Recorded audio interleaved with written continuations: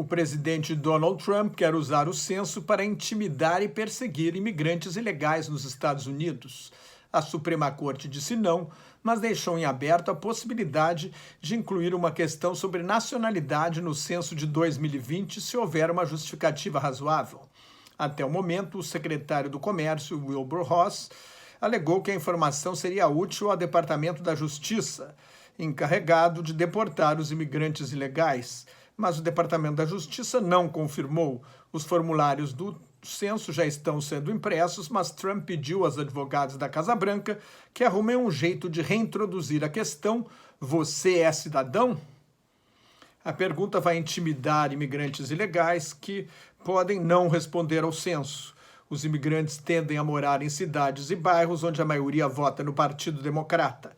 Assim, quando os mapas dos distritos eleitorais forem refeitos com base no censo de 2020, muita gente não seria contada e essas populações seriam subrepresentadas nas assembleias legislativas estaduais e na Câmara Federal dos Estados Unidos. Trump anunciou no ano passado que pretendia acrescentar a questão. Advogados especializados em imigração recorreram à justiça por 5-4. 2 semanas atrás, a Suprema Corte decidiu que, embora o Poder Executivo tenha autoridade para perguntar o que quiser no censo, não haveria razão para esta pergunta. O voto de Minerva foi do presidente da Suprema Corte, o ministro John Roberts. Quando todos imaginavam que a questão estava superada, Trump voltou ao assunto na semana passada. O presidente admitiu a possibilidade de incluir a questão no censo por decreto. Não se sabe se a Suprema Corte aceitaria isso. Trump lançou a sua candidatura em junho de 2015, chamando os mexicanos de criminosos, assassinos, traficantes e estupradores. Ele prometeu proibir a entrada de muçulmanos nos Estados Unidos. No governo, limitou a proibição a alguns países escolhidos, depois que a Suprema Corte rejeitou um banimento generalizado só para países muçulmanos. Uma promessa central da campanha foi construir um muro ao longo da fronteira com o México, mas ele não aproveitou a maioria que tinha nas 2 casas do Congresso para fazer a reforma da imigração e erguer o muro enquanto tinha maioria. Desde que conquistou a maioria na Câmara nas eleições do ano passado, a oposição democrata se nega a autorizar o gasto. Se quisesse realmente resolver o problema, Trump teria usado os primeiros 2 anos de governo, quando tinha a maioria no Congresso, para mudar as leis de imigração.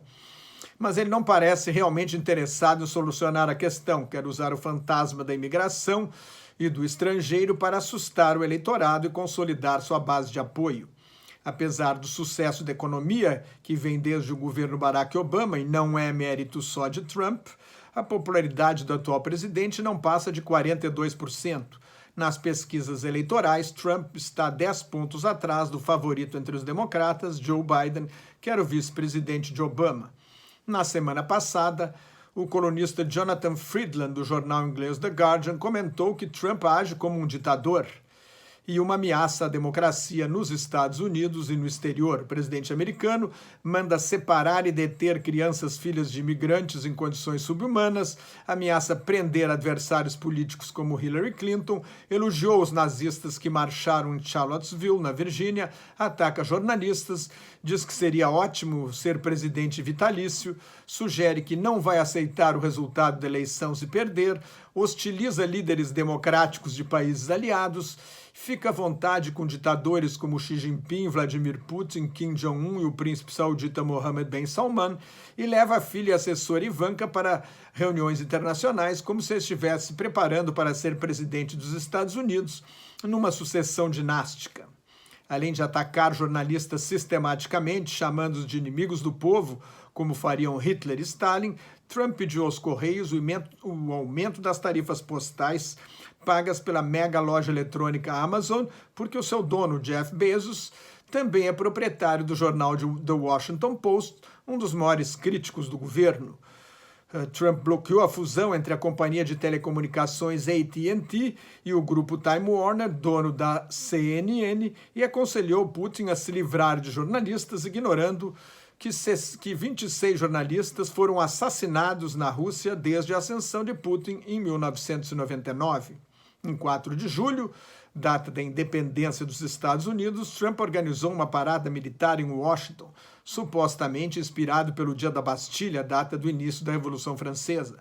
No discurso, afirmou que o exército comandado por George Washington, o primeiro presidente dos Estados Unidos, ganhou a guerra da independência contra o Império Britânico por tomar todos os aeroportos. No estreito universo mental de Trump, isso teria acontecido mais de 200 anos antes da invenção do avião. A verdade passa longe deste presidente, que já mentiu mais de 10 mil vezes desde que chegou à Casa Branca em 20 de janeiro do ano passado. 20% das mentiras, mais de 2.000, foram sobre imigração.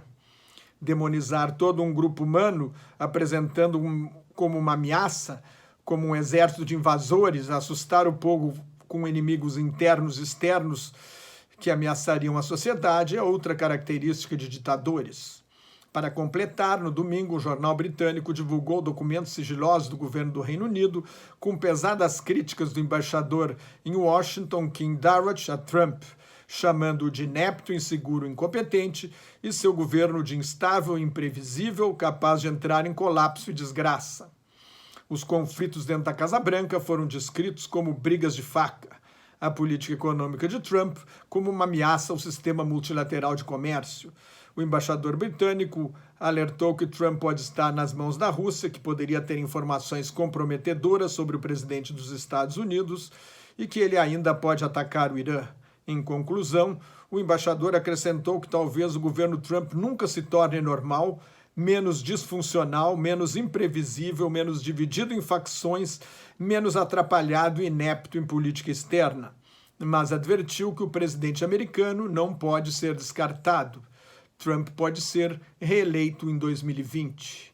Mais notas e comentários sobre política internacional no meu blog Globalização em Crise, que está em nelsonfrancojobim.blogspot.com, no meu Twitter e no Facebook. Muito obrigado.